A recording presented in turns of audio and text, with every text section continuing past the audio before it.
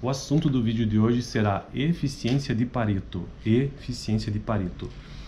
Essa eficiência de Pareto que eu tentarei, primeiro eu farei a leitura, depois farei alguns comentários, faz parte do assunto específico de microeconomia, que por sua vez pertence a um campo geral de estudos da economia, né? Então, o tema geral desse vídeo aqui é economia, o tema específico é microeconomia e o assunto dentro de microeconomia é a eficiência de Pareto.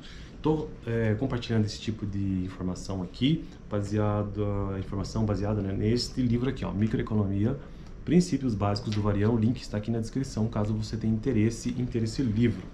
Esse foi um dos livros que na faculdade de economia eu utilizei, aliás, a professora utilizou e nos passou, né? Por isso que eu estou usando ele. Então eu estou no capítulo 1, né? Princípios Básicos, Microeconomia, Princípios Básicos, tratando sobre o mercado. E todo este capítulo, pelo menos o primeiro, não sei os próximos, mas todo ele se resume em tentar descobrir o que determina o preço, porque microeconomia é uma área da economia que tem essa preocupação, né, de descobrir o que determina o preço, e ela estuda as relações entre o mercado e as famílias. Por isso que é microeconomia, diferente, né, de macroeconomia, que é uma área da economia que estuda amplos maiores da economia como um todo, como taxa de desemprego, taxa de juros, coisas assim que são amplas, né? E micro não, micro estuda a relação, ou estuda ali o que ocorre na relação de mercado, né, entre famílias e empresas. Então vamos ao assunto do vídeo de hoje, que é eficiência de Pareto. O que é que diz o texto? É um texto curto até. Um critério útil para comparar os resultados de diferentes instituições econômicas é um conceito conhecido como eficiência de Pareto ou eficiência econômica. Tem uma nota de rodapé. Essa expressão alude ao economista e sociólogo italiano, né, chamado Vilfredo Pareto, e ele é de 1848 a 1923. Então, um pensador que nasceu no século XIX ainda e faleceu no século XX. Alude ao economista e sociólogo italiano Vilfredo Pareto, que foi um dos primeiros a examinar as implicações do conceito de eficiência. Então aqui nós vamos tratar sobre o conceito de eficiência, a eficiência de Pareto, né? Então, eficiência de Pareto ou também eficiência econômica. Começaremos pela seguinte definição: se pudermos encontrar uma forma de melhorar a situação de uma pessoa sem piorar a necessidade de outra, teremos uma melhoria de Pareto. Então, resumindo essa ideia já de Pareto de início, o que é eficiência de Pareto? É melhorar uma situação sem estragar outra ou sem piorar outra. Se uma alocação permite uma melhoria de Pareto, disse que ela é se uma alocação permite uma melhoria de Pareto, disse que é ineficiente de Pareto. Se a alocação não permitir nenhuma melhoria de Pareto, então ela é eficiente de Pareto.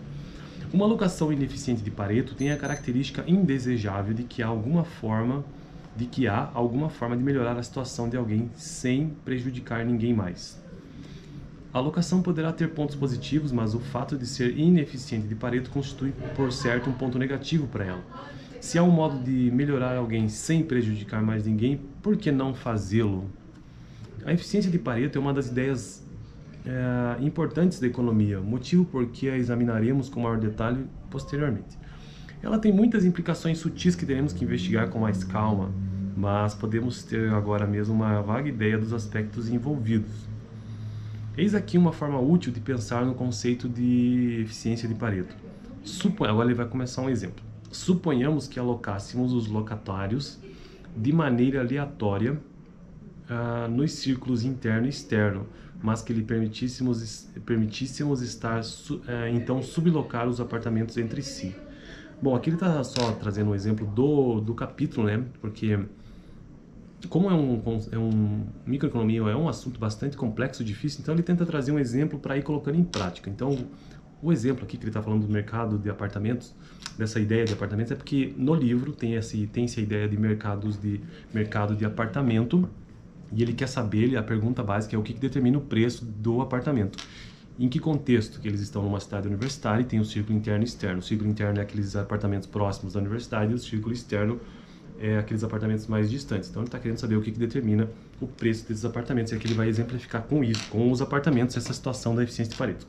Eis aqui uma forma útil de pensar no conceito de eficiência de Pareto. Suponhamos que alocássemos os locatários de maneira aleatória nos círculos interno e externo, mas que lhe permitisse então sublocar os apartamentos entre si. Algumas pessoas que realmente desejassem morar por perto da universidade poderiam, por azar, acabar morando no apartamento do círculo externo.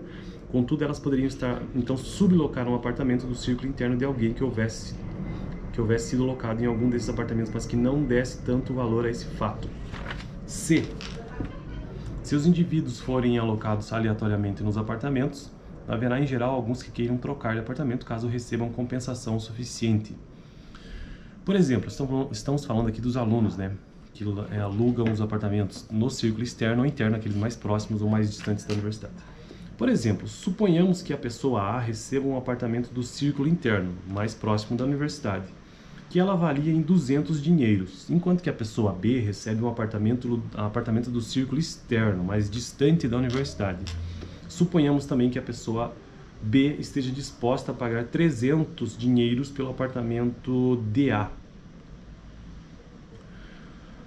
Ou seja, deixa eu repetir isso aqui. A pessoa, vamos lá. Por exemplo, suponhamos que a pessoa A receba um apartamento do círculo interno que ela avalia em 200 dinheiros, enquanto que a pessoa B recebe um apartamento do círculo externo. Mas suponhamos também que a pessoa B também esteja disposta a pagar 300 dinheiros pelo apartamento DA. Isto porque a pessoa que recebeu o apartamento lá no círculo interno avalia em 200 dinheiros, né? Enquanto que a que recebeu no círculo externo, mas é a pessoa B, também avalia A em 300 dinheiros, acima até, né? Existiria então um claro ganho de troca, entre aspas. Se esses dois agentes econômicos trocassem de apartamento e concordassem que B pagasse a A uma quantia de dinheiro entre 200 e 300, então B está pagando a A, que avalia em 200, e B avalia em 300. A quantia exata da transação é irrelevante. O importante é que as pessoas estejam dispostas a pagar mais pelos apartamentos. O importante é que as pessoas dispostas a pagar mais pelos apartamentos acabem ficando com eles. Então, quem está disposto a pagar mais, né? De outra forma, quem atribuísse pouco valor a um apartamento do círculo interno seria incentivado a negociar com alguém que valorizasse mais esses imóveis. Último parágrafo sobre isso. Suponhamos que as trocas voluntárias realizassem-se a ponto de esgotar todos os ganhos. A alocação resultante deve ser eficiente de Pareto. Se não fosse assim, haveria alguma troca que melhorasse a situação das duas pessoas sem piorar a de ninguém.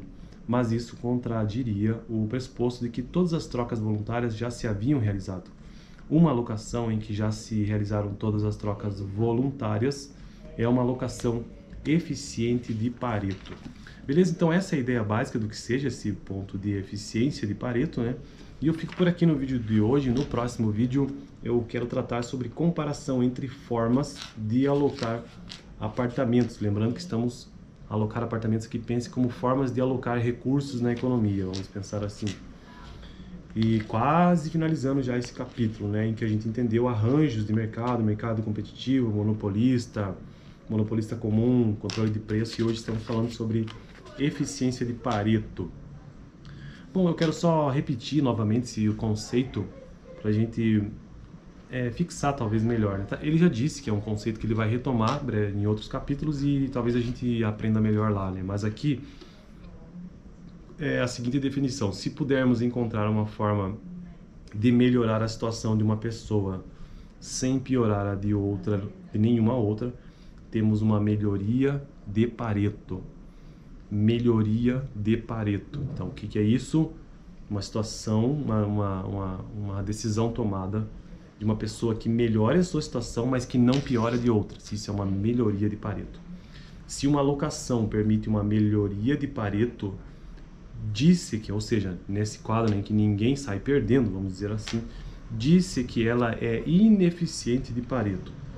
Se a alocação não permitir nenhuma melhoria, ou seja, chegou no justo equilíbrio, vamos dizer assim, então ela é um eficiente de Pareto. Não existe mais para onde correr. Então, se ela é ineficiente, quando ainda permite uma melhoria, né? E ela se torna eficiente de Pareto quando chegou neste pleno. Todo mundo está saindo ganhando ali. Tanto quem está fazendo a melhoria está ganhando e sem prejudicar ninguém mais. Quando não tem mais, né? Então isso é um eficiente de Pareto. Acho que é isso, né? Se você já ouviu falar desse termo e conhece um pouco mais disso com uma aplicação em outra área, nós estamos falando de economia aqui, deixa aqui nos comentários que eu com certeza farei a leitura dele. Valeu, até!